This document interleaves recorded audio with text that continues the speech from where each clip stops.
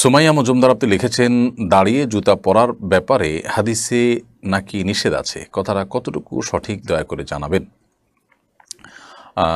জুতা পরার ব্যাপারে নবী করিম সাল্লাল্লাহু আলাইহি সাল্লামের বেশ কয়েকটা টুকরো টুকরো নসিহা পাই বা উপদেশ পাই আমরা।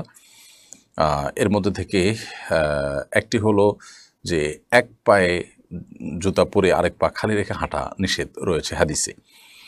অতএব মসজিদ থেকে বের হলে বা বিভিন্ন সময় অনেক সময় দেখা যায় যে জুতার একটা এক মাথা আরেকটা আরেক মাথায়, তো প্রয়োজনে আমরা হাত দিয়ে নিয়ে যাব, দুটো একসাথে পরবো, কিন্তু শুধু এক পায়ে জুতা পরে আরেক পায়ে খালি রেখে হাঁটবো না। আরেকটি নির্দেশনা আছে নবী সাল্লাল্লাহু আলাইহি ওয়াসাল্লাম, সেটা হলো যে খালি পায়ে হাঁটা, মাঝে মধ্যে খালি পায়ে হাঁটা কিন্তু সুন্নাহ, সেজন্য আমরা খালি পায়ে হাঁটতে পারি। আজকাল অবশ্য ডাক্তাররা আমাদেরকে পরামর্শ দিয়ে থাকেন মাঝে মধ্যে খালি পায়ে হাঁটার জন্য। নবী সাল্লাল্লাহু আলাইহি ওয়াসাল্লামের সুন্নাহ এটি, এবং এটি আমাদের স্বাস্থ্যগত উপকারও যেমন বয়ে আনে, ঠিক তেমনিভাবে আমরা সুন্নাহ আদায়ের নিয়তে যখন করবো, নবী সাল্লাল্লাহু আলাইহি ওয়াসাল্লামের অনুসরণ নিয়তে যখন করব, তখন এর মাধ্যমে আমরা সওয়াব লাভ করব। অতএব আমরা চেষ্টা করব ইনশাআল্লাহ বিইذনিল্লাহ এই সুন্নাহটাকেও জিন্দা করার। কিন্তু এর বাইরে আপনি যেটি লিখেছেন যে দাঁড়িয়ে জুতা পরার পরে নিষেধাজ্ঞা আছে, আমার জানা নেই যে এরকম কোনো হাদিস আছে দাঁড়িয়ে জুতা পরা নিষেধ।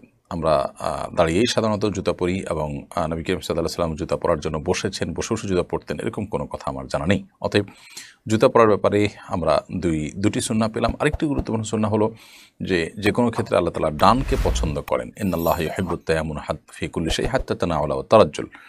সব বিষয় আল্লাহ সুবহানাহু ওয়া তাআলা ডানকে পছন্দ করেন, সেজন্য একজন ইমানদার জুতা পরার ক্ষেত্রেও ডান পা আগে পরবে, বাম পাও পরে পরিধান করবে। এটি জুতা পরার সুন্নাহ আমরা বলতে পারি।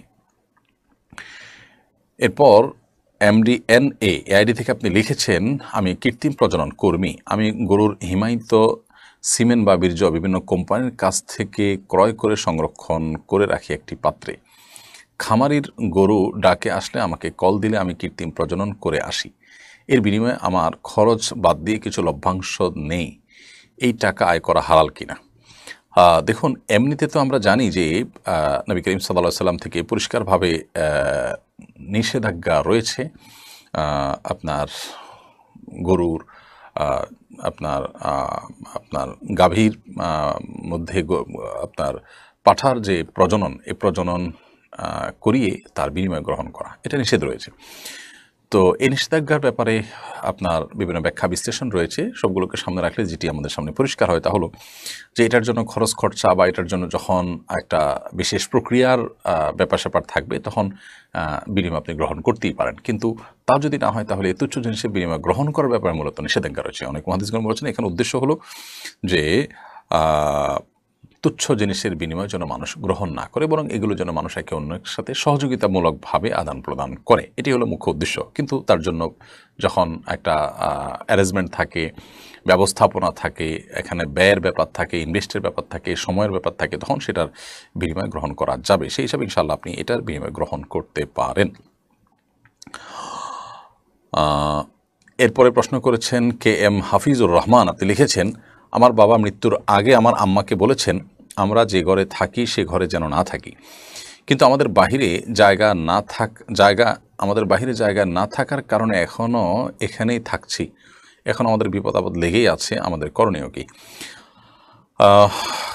আপনার বাবা কোনো ঘরে থাকতে নিষেধ করেছেন, সেজন্যই আপনাদের বিপদ আপদ লেগে আছে, এরকমটি মনে করবার কোনো কারণ থাকতে পারে না। তিনি নিষেধ করেছেন কোন বিবেচনা থেকে, কি কারণে, সেটা আল্লাহ তাআলা ভালো জানেন। তবে এটা ঠিক যে বিভিন্ন সময় বিভিন্ন ঘরবাড়ি, বিভিন্ন বাসা, এগুলোতে মানুষ যখন থাকে তখন অনেক সময় দেখা যায় বিপদ আপদ লেগে থাকে, বেবরকতি বা অকল্যাণ থেকে থাকে।